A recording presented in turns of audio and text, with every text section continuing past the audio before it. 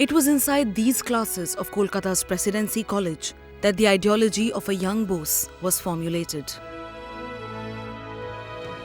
Full of patriotism, brimming with enthusiasm. It was here that after reading about incidents of exploitation of Indians by the British, Subhash Chandra decided to take the road less travelled.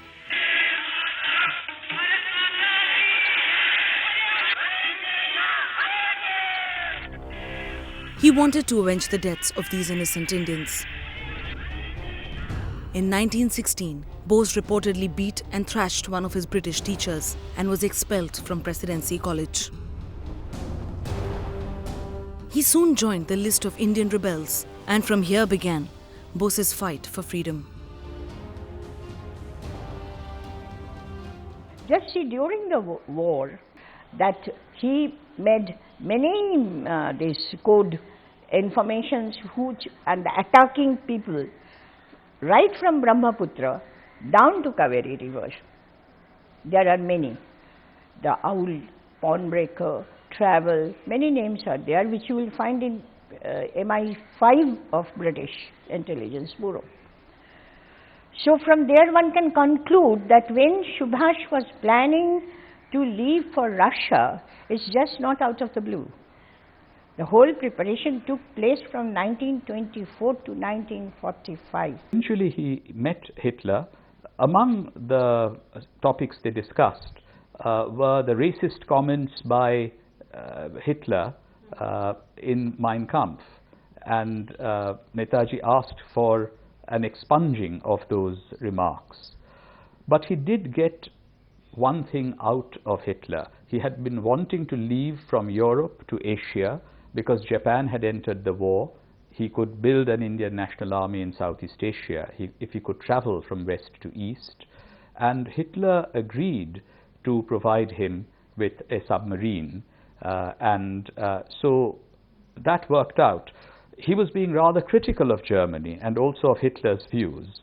And it is fortunate that despite all of that, he got what he really needed at that time, transport to come from Europe to Asia. And that led to a 90-day submarine journey on a German submarine, then a transfer from a German to a Japanese submarine. And eventually he was able to reach Southeast Asia to lead the Indian National Army. Netaji's family and several experts feel that there has been a concerted attempt to cover up the death of a freedom fighter. Till date, his body has not been recovered. It's a historical fact that Netaji was one of the youngest and most brilliant of Indian National Congress leaders. But his ways did not find much favour with the tall leaders at that time. He had a fallout with Nehru and later even Gandhi.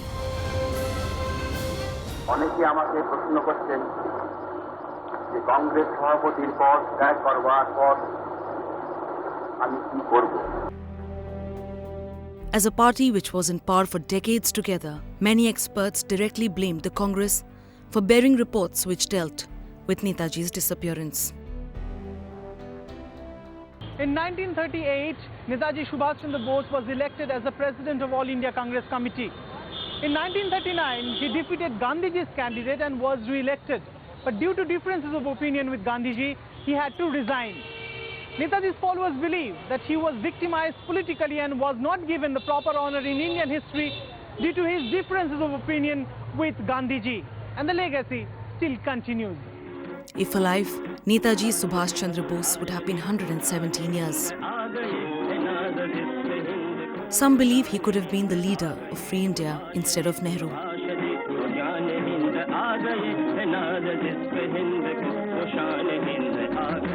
If he indeed didn't die in a crash, he could have made his way to Russia and then the nation lost track of him.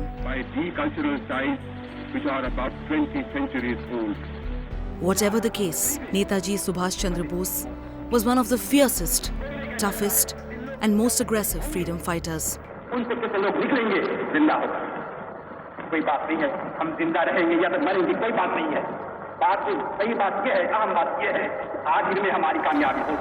India lost a national icon when he was gone.